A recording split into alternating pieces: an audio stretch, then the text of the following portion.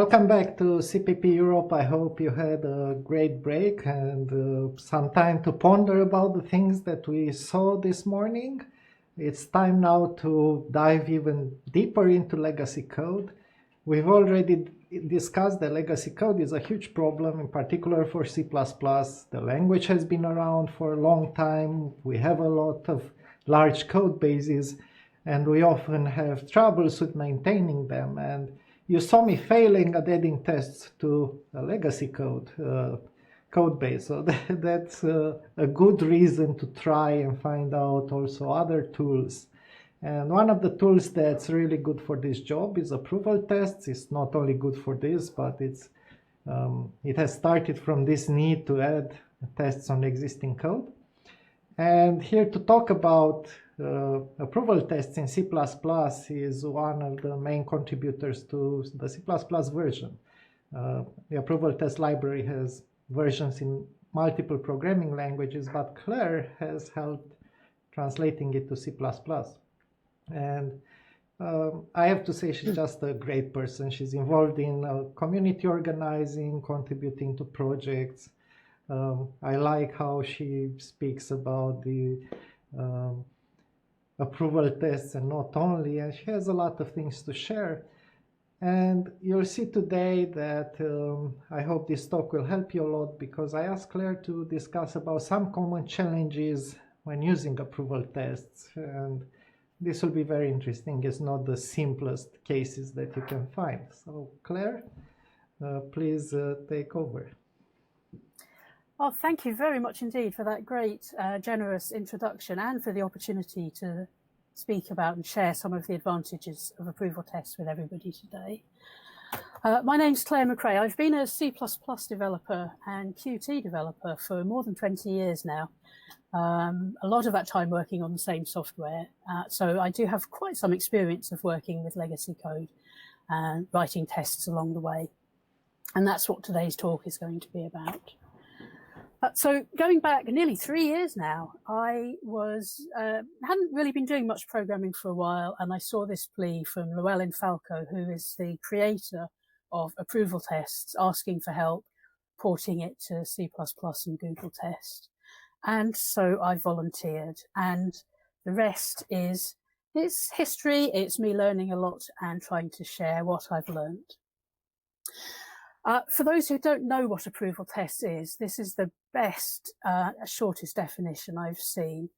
They are a way to verify a chunk of output, such as a file or an object, in a single operation, instead of the conventional way of writing individual assertions, individual tests for each little part of your output.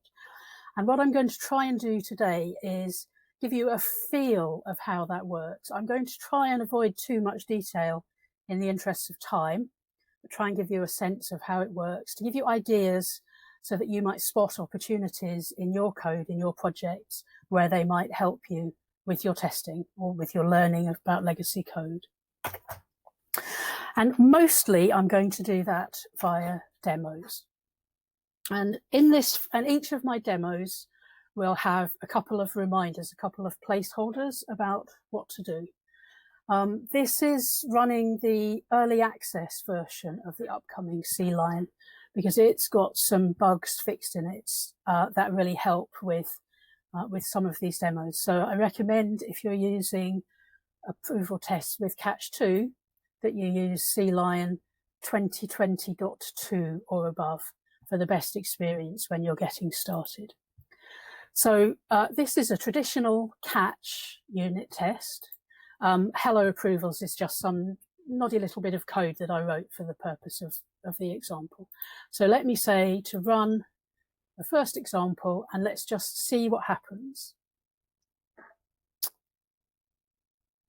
So they just take a couple of seconds longer to build.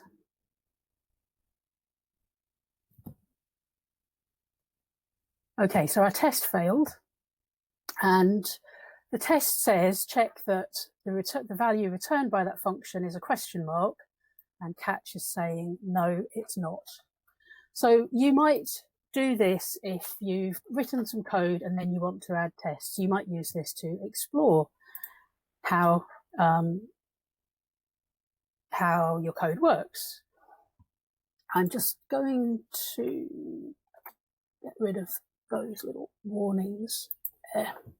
Okay, so that was our test. Now we've got some extra function that we want to test. We've been asked to test, so let's run this. Hello Poetry. Now, if you've seen Hitchhiker's Guide to the Galaxy before, you might recognize that, but you might also think, oh, that's an awful lot of code to copy and paste into my test, and is there a better way? Well, there is, and that's what approval tests is all about. So to get started with approval tests, these are the ways that you could go and get hold of the library. You could download the single header, you could download a self-contained project, which we call the starter project, or you could even get it from Conan. I've actually got it already in this project, and so I'm going to show you how to go ahead and start using it. So the first thing we want to do is to include the approval tests header.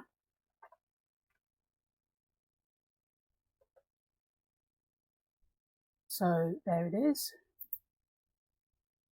And in the interests of saving some typing, I'm just going to let you know that everything in approval tests is in a namespace, approval tests. And to save typing, I'm going to just going to avoid needing to type all that out. So instead of calling this check function, I'm going to call approvals verify.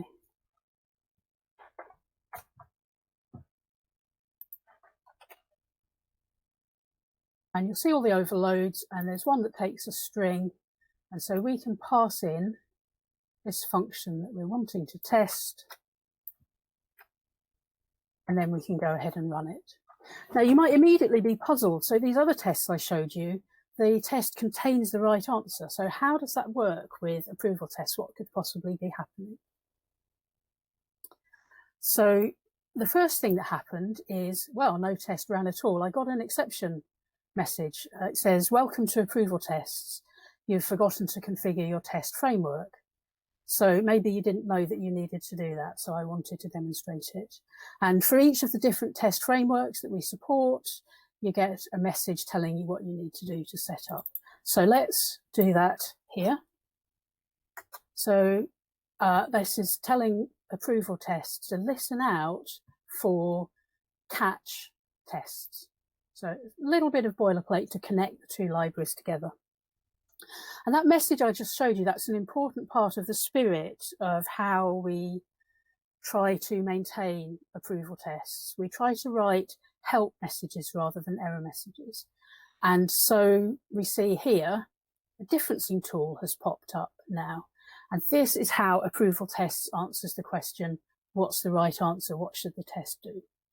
And at this stage, all I want to point out to you is, well, the tool is Araxis Merge. That was the first one that approval test found installed on my machine. So I didn't have to tell it use Araxis Merge, it just found it automatically. And it's written out a file called something.received.txt. So when it called that poetry, when I called the poetry function and passed that, the result of that into approvals verify, this is what was generated. And if I like that output, I copy it over, in this case, clicking a little arrow in my differencing tool to the right-hand side. And we call that approving. That's now in a file called something.approved.txt, and I can save the second file. I can save the second file and close the window. And now please ignore these messages. They're consequence of some code coverage functionality, which I'll show you later on. Let's rerun the test. And the test passed. Let's hide that a bit. So our test now passed. That's great. So really, that's all approval tests is. So when you start by asking the software to verify some string some result, some object, a collection of objects, and it shows you them in a differencing tool, and you get to say, yes, I like the result, or no, I don't like the result. And if you imagine that over time, maybe somebody accidentally broke the function that we're testing, and the next time the tests are run, a differencing tool pops up, and you see, rather than us getting 8 lines of text, this is what it should have been, 8 lines of text, this is what you've got, the differencing tool allows us to very easily inspect and see what the differences are. And then we have 2 choices. If it's an improvement, we can click on the arrow and accept the change. And if it's a breakage, then I would just quit the differencing tool and go back and fix my code. So that's it really. That's hello approvals. So we've got approvals verify. It takes an optional options value, and I'll touch on those later. So, but you don't have to provide those. You're very simplest. You can say approvals verify. There are overloads taking template types. If you've got containers, you can call verify all, and then that writes out one file, but each of the values, each of the elements in the container is written out on a separate line in a file. So if you've got a container with a couple of 100 values in that you want to test, then rather than having 200 output files, you'd have one file, and you can make it write out one element numbers for each line in the file. Okay, so let's move on. So here's kind of a very simplistic pictorial representation. You pass your object into verify, and it writes out what it's received, and it looks for and reads in an approved version of the same name. It takes care of all of the naming for you. You don't have to invent names. If they are the same, the received and the approved, then your test passed. If not, then it's a fail, and what we call a reporter, which is usually a differencing tool, but not always, but usually a differencing tool, pops up to allow you to inspect what's going on. If you were running on a continuous integration system, that reporter would be a text output, as though you'd run a diff command line tool or something along those lines. So it won't block with graphical tools on build systems. So that makes it really easy to add tests quickly, to visualize any problems, and to update the output. It's very convenient. So a fundamental way in which it differs from traditional unit testing is that the test answers are in separate files. So they don't bloat out your code, and you can write them in formats that are easy for other tools to read. You can have, say it's an XML file or a JSON file, you can have syntax highlighting of your results and things like that. Now, because it's file-based rather than traditional unit tests, if you've got very large numbers of them, they will run a bit more slowly than traditional unit tests. So I'm certainly not saying always use approval tests in preference to traditional unit testing. But I am saying if you struggle to write unit tests quickly and easily, or if you can't break down your code, you can't refactor it because you don't have tests, then approval tests can give you a fantastic starting point. As I mentioned, they're easy to set up, and it chooses the file names really sensibly. It looks for the source directory where your test file is in, so your .cpp. So here my CPP is test file name.cpp. So approvals uses the source code file name as the starting point. Then it looks at the name of the test in your test framework. And you can add extra words to this as well. You have control over it. So it basically just works. You have the absolute minimum to do to configure it. We have an ever-growing range of test frameworks that we support. Initially, it was just Google Test. We document what needs to be done to support new test frameworks, and we're really happy to help people add support for more. If there's anything you would like to see supported, let us know and we'll work with you to do that. Okay, so that obviously was a really fictional example, it's a trivial small thing. My next one tries to simulate working on legacy code, though it's nowhere near the scale of code Alex was looking at earlier. So let me close all these files and we'll move on to something called Gilded Rose. You might have seen this before. I think it's created by Emily Bates. It's a relatively well-known example of working with legacy code and helping you learn, practice adding tests and refactoring and so on. For the purposes of this exercise, though, this example, what I want to do is show how you can use code coverage tools to get a sense of how good your tests are. So you've inherited some code and it's got some tests, but you don't know if they're any good or not. And so for this, I'm going to turn on code coverage. That's why I was getting the warnings earlier. So I'm using codecoverage.cmake, which I'll show you at the end how to get links to some of the things that I'm talking about. So I've turned on code coverage, and then what I'm going to do is I'm going to run these tests, but instead of just running or debugging, I'm going to use Sea Lion's code coverage feature. And it's run the test already, and then it displays on the left-hand side what the code coverage was. And so this was the file I was asked to determine the coverage of, and 51%, so about half the lines were covered. And I've changed the colours in Sea Lion to make the green and the red hopefully stand out more on the shared screen. Now, this only says these lines were executed. It doesn't say if their work was tested. So this is a very limited situation. You can see there's a lot of code that isn't covered. And that was with really simple, traditional approval tests, unit tests.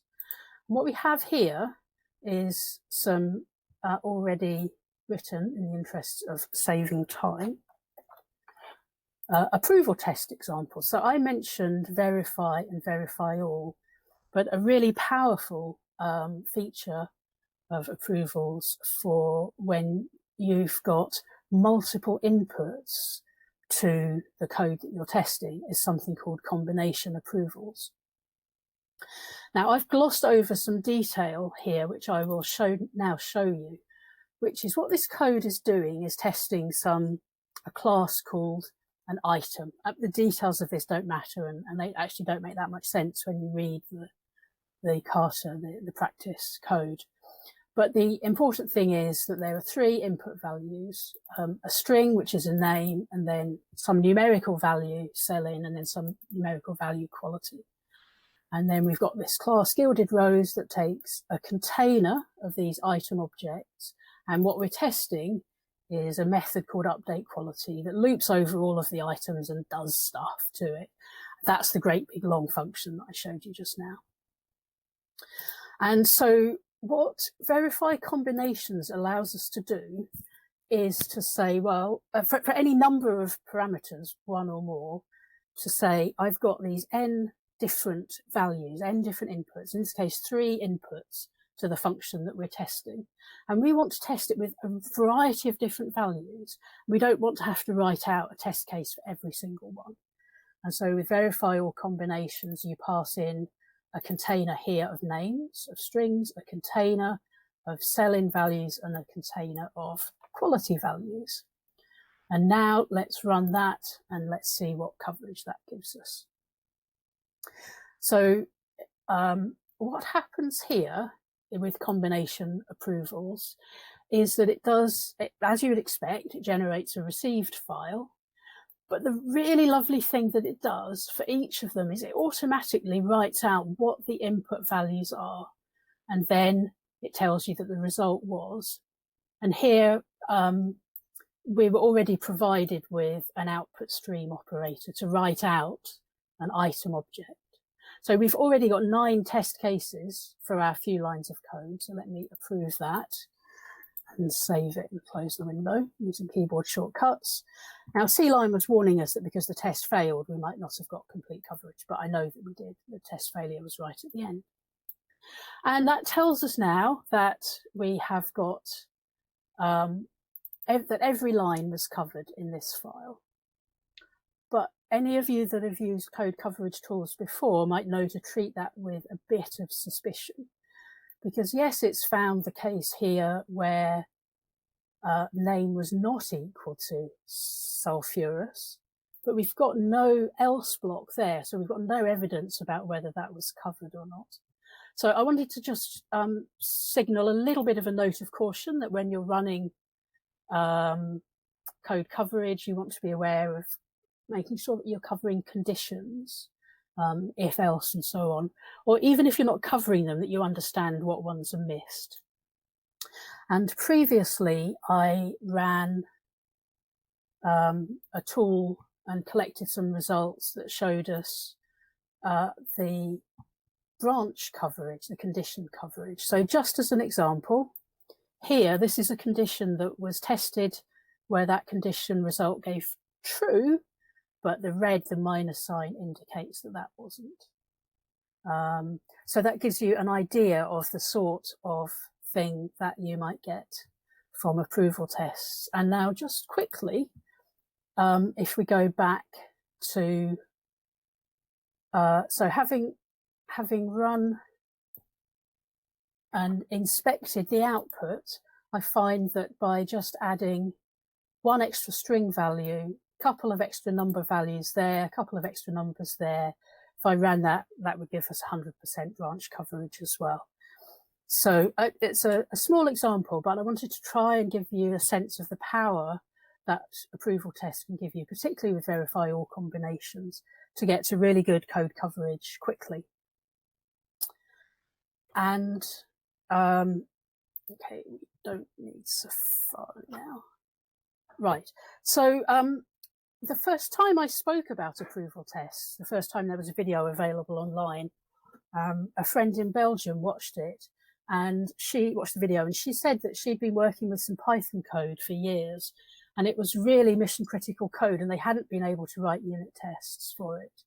And with these capabilities and using the Python implementation of approval tests, in under a day, she was able to write hundreds of test cases, get full coverage, establish that some code was unused, start refactoring, and find that mistakes she made in refactoring she was able to detect.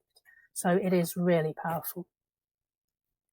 So just briefly, it's a good idea at least to understand the coverage of any tests that you've got before you start refactoring legacy code. And verify all combinations, of course, is useful for new code as well, not just legacy code.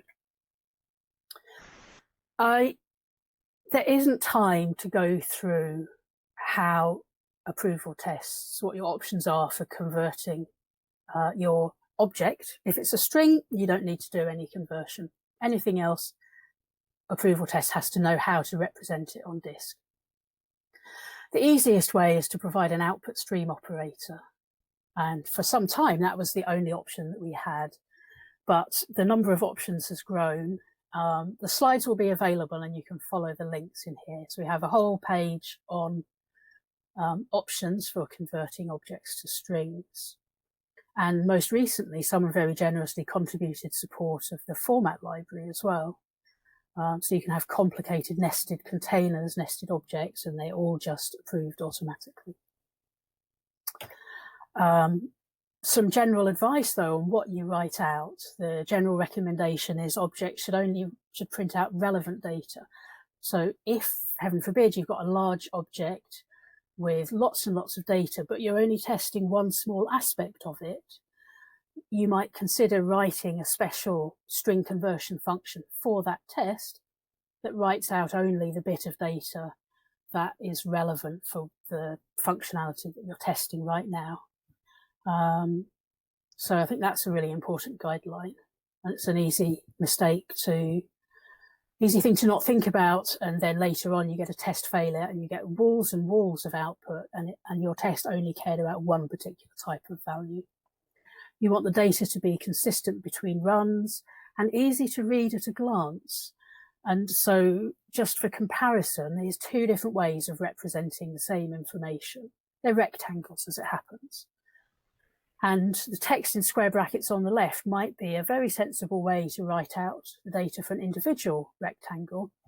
But if what you're doing is testing results from a selection, a container of rectangles, then trying to make the text so that it lines up, so that it's easy for the eye to just see at a glance what's changed, what a difference is. If you imagine you've got either of these columns forms the left and the right, the received and approved. So again, we've got lots of advice there on tips for designing strings.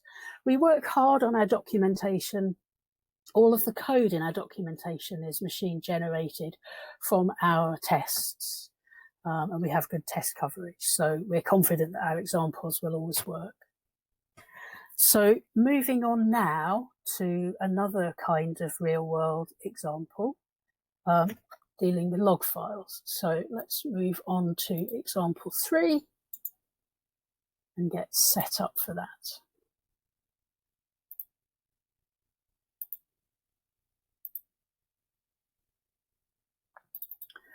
And I'm also going to turn off the code coverage so that we don't get those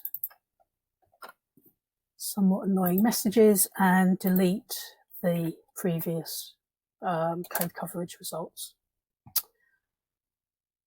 Okay, so our instructions for this one say, write a test for the log output from some complex operations method do stuff. Okay, so someone's kindly given us a starting point. So let's run this and see what happens. Okay, so there were no tests actually executed, but we got a bunch of log type information. Now, if this was all we could get out of our legacy code, this might actually be useful to start verifying that, because we might perhaps make a mistake and miss out a step, or maybe we might accidentally do some steps in the wrong order or something like that. So it's a fictional example, but it's trying to represent real scenarios. Okay, so what can we do about that? So looking at this now, this function that we're testing, do stuff, it's taking standard cout. So that's what's telling it to write to standard output. That's no use for testing, and because we can't capture it. We can do things like intercept writing to standard output, but then that's going to interfere with our test framework, and maybe it will interfere with other code as well. So really, we want to try and figure out how to make this work by writing to a file rather than writing to standard output. Now, in the interest of time, I have used C-Line's fantastic live code samples functionality to paste in the answer, so that you don't get to see my typing and I get to make better use of the time we have together. Let's quickly talk through it. So we know that we need a file name to write the file out to, excuse me, and then we need a stream to pass in to do stuff. And we are then going to call verify existing file. So it's a different verify method that doesn't do the writing, it reads a file in. So let's run that. Excuse me. Okay, so we got a test failure. That's great. Look, we've got the log output to a file. Brilliant. Now let's save that and let's run it again. I'm sure that some of you noticed what's going to happen here.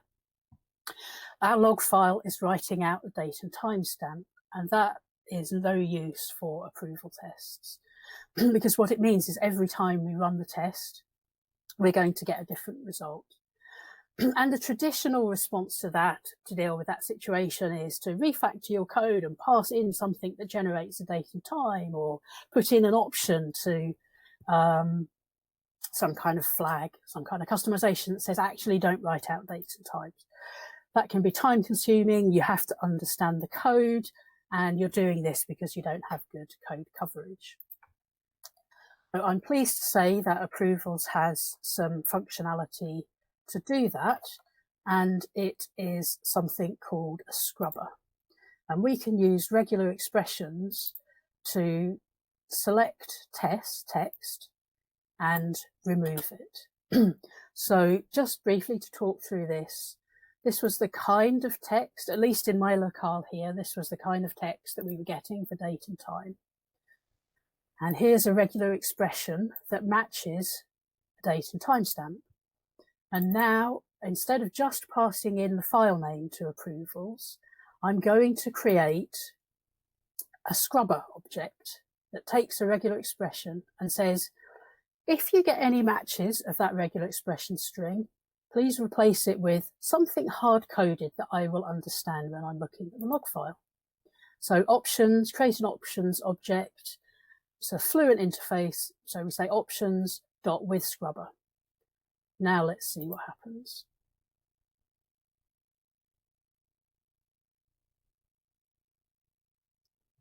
And so this on the right was what I had previously approved. And now you can see that where the date and time was written, now I get my placeholder instead.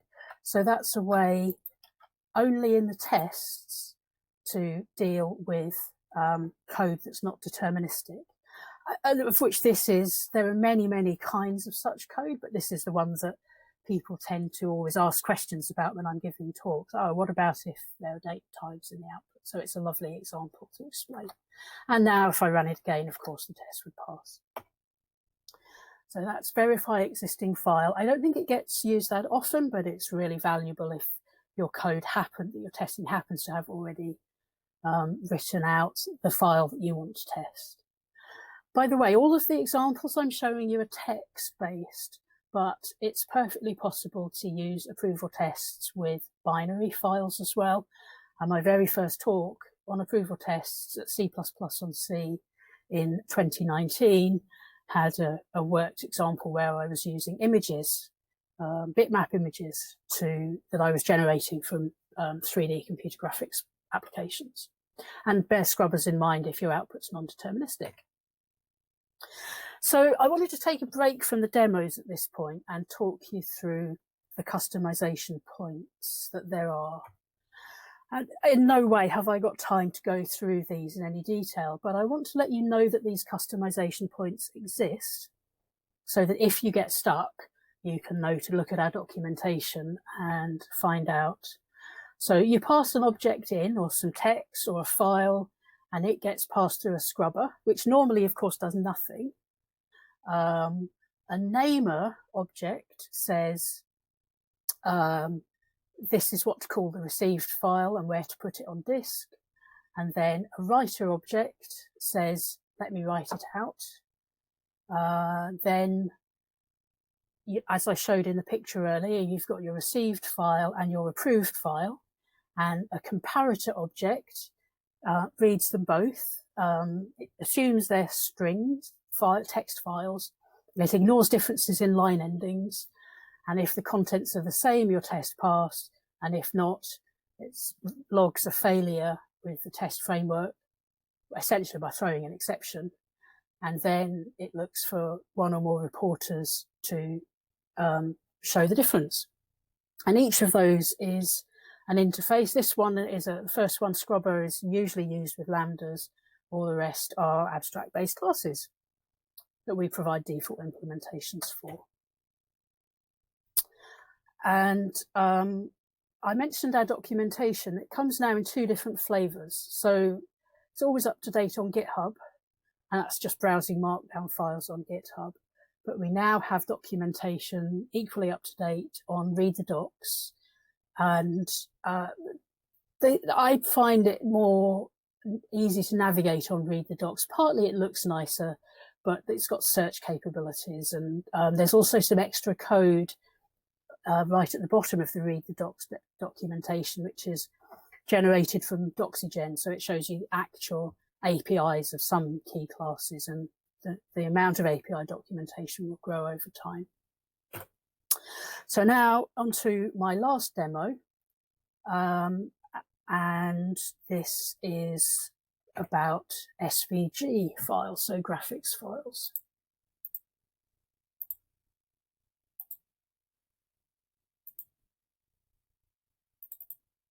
Okay.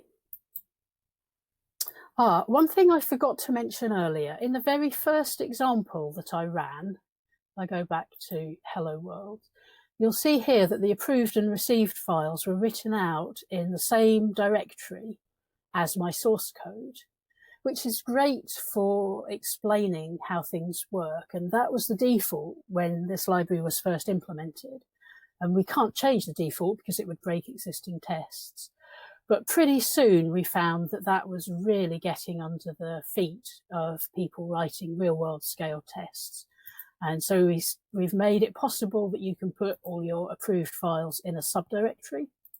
And the way you do that is in your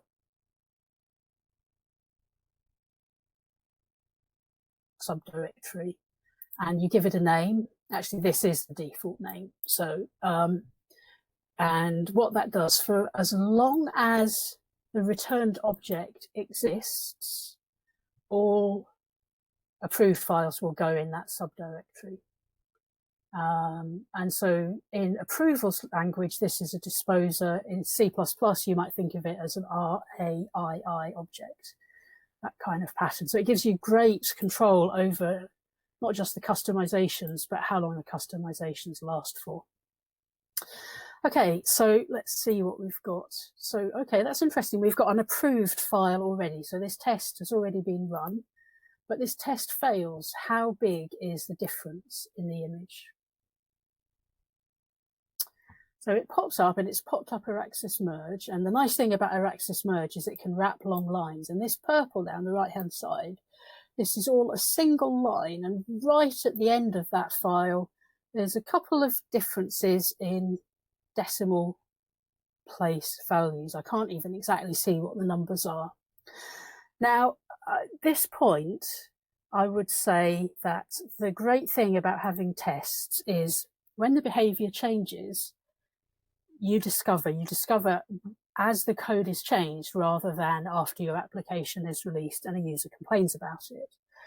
But once the test, and you discover that by a test failing, and hopefully your tests being automatically run in a continuous integration system, so you don't have to run every test by hand. The tests get run after either by you when you make the change or by an automatic system when you push the change to version control. But once you know there's a change, you then have to decide whether it matters or not. It might be that actually you've improved the functionality and the new answer is good and you want to approve that and make that the right answer in future. Or it might be you made a mistake and the test has shown you this, it's given you feedback. Or it might be it's a tiny, trivial, inconsequential thing, and even though you didn't intend it to change, your product owner, your friendly subject expert says, nobody's really going to care about it. It doesn't matter. That's fine. And we can't tell with a text file like that. And so what I am going to do, I've written a custom reporter. So I mentioned that reporters start up if a difference is found. And instead of using the default reporter, I'm going to use this custom reporter that I've written, which I'll show you in action and then very quickly talk through it. And so this is trying to answer the question, how big is the difference? Now, I still want to see the text difference because it's the text that I need to approve. So we're still seeing that difference. I haven't changed the behavior, but a second differencing program has popped up. Now this is, it's another commercial program. By the way, we support lots of free diffing tools as well, but for me, I use these tools so much, it's, I'm really comfortable with paying money to get tools that work really well for me. They aren't expensive. And so Beyond Compare is fantastic for comparing images. It gives us all sorts of useful information at the top of the screen, the exact file size. Okay, so they're different by a few bytes. The image dimensions are the same. If the bit depth was different, if one was 24-bit image and one was 32, it would show us that, which really helped me in a previous job I was in. And I can't actually see any differences, but at the bottom left, it says there are important differences. So let's zoom in and see what we can find. Okay, so I don't know if you can see down the bottom here, but we're seeing a few pixels displayed in red. And there's no way that I would have seen those differences without that. And there's a couple of pixels there. And this gives all sorts of tools that you can hover over and zoom in and find out what the changes are.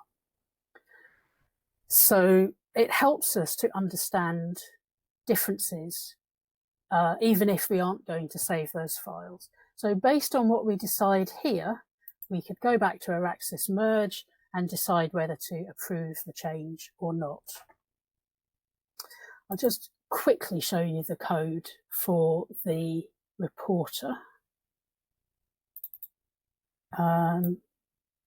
So basically, I wrote a function a method that takes an SVG file and it actually shells out to another program to do the conversion. I don't have to have C++ code to convert from SVG to PNG. So it takes the received and the approved. I should show you. So this is the interface class to write a custom reporter. And that's what we need to provide a report method. And this method gets called if approval test finds that the two files are different, and if I told it to show differences using SVG reporter. So I get given the two SVG file names and I call my function to convert them to PNG, and I return the name of the newly written PNG file.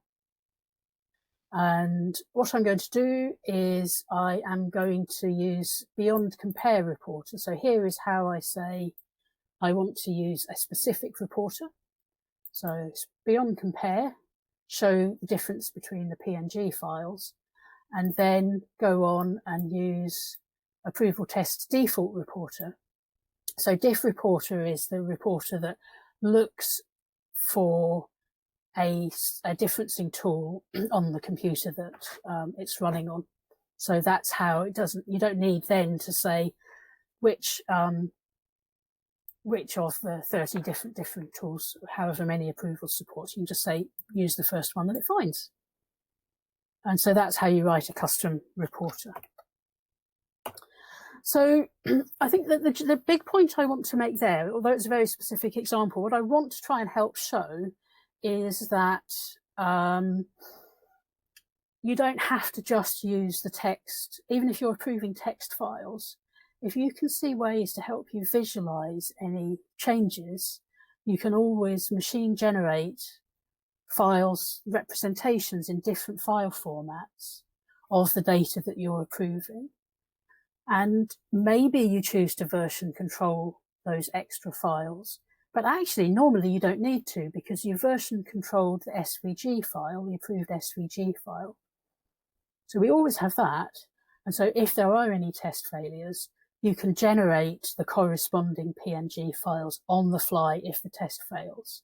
And that saves you from cluttering up your version control system with lots of derived data, especially bitmap derived data.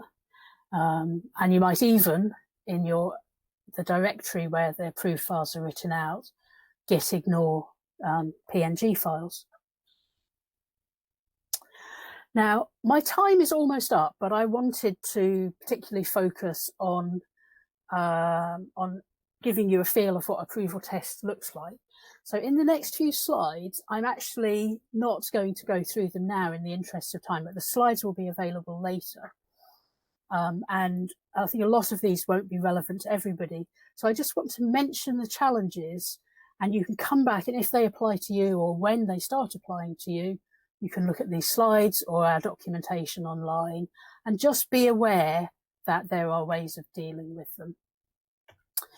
So external resources is a common challenge, networking system calls and things like that. So these are ways that those have been dealt with in the past. And there's a lovely example there from Angie Jones. Embedded systems, that's another common one. So separate the logic out.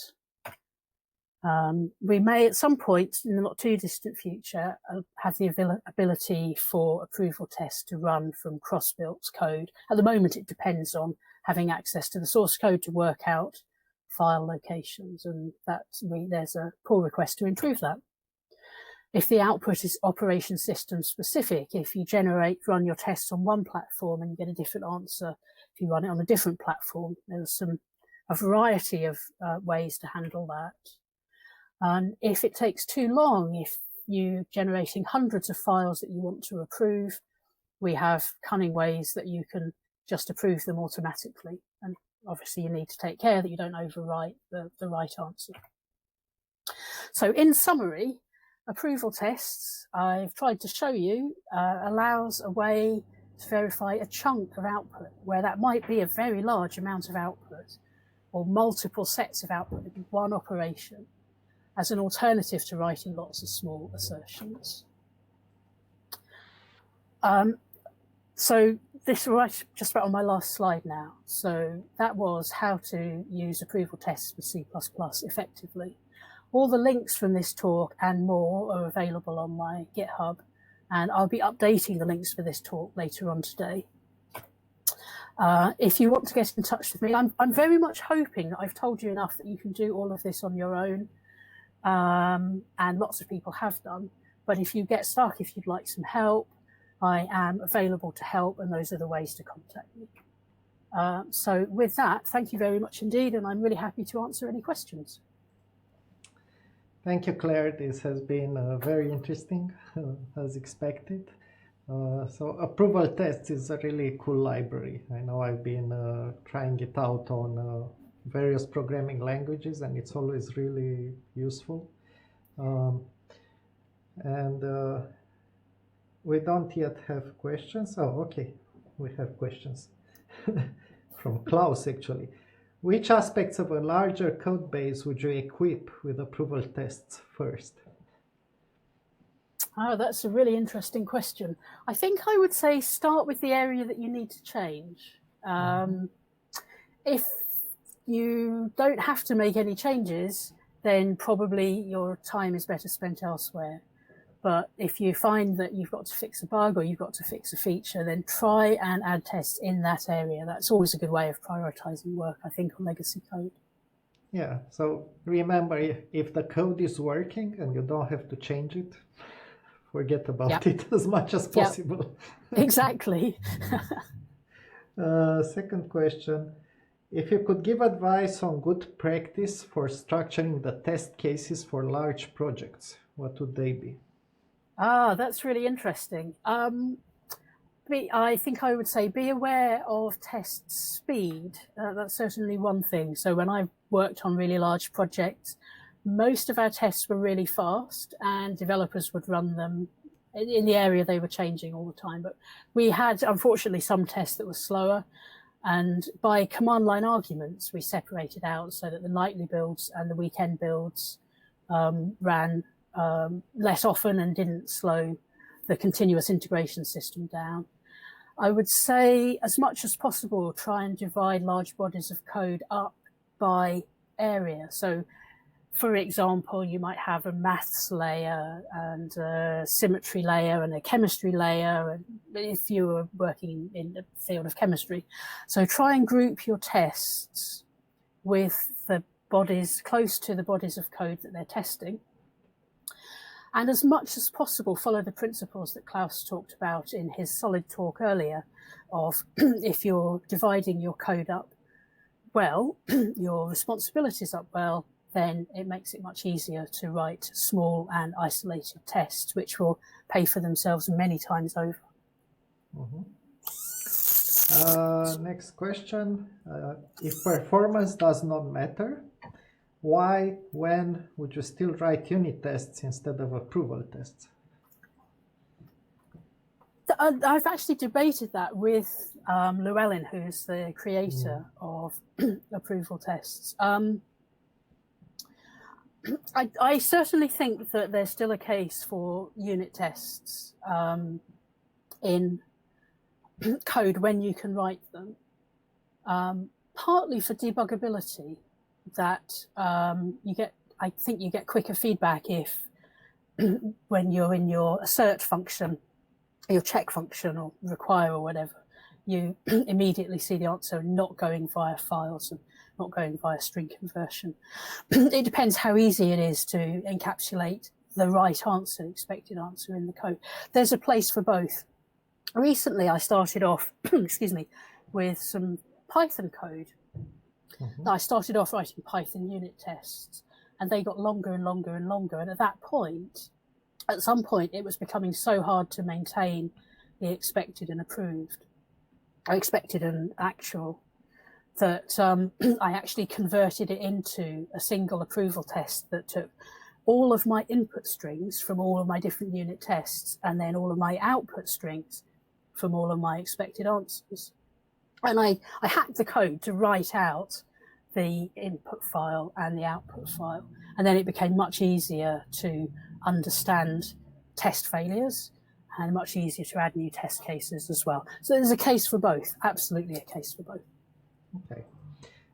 I have one curiosity. I don't know if you have this plan, but have you thought about introducing also some support for property-based testing with approvals?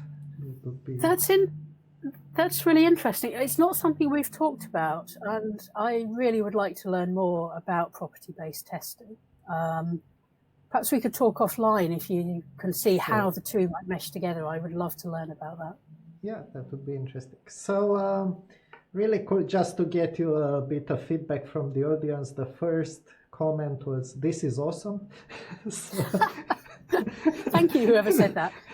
So very well received. Thank you. Very informative.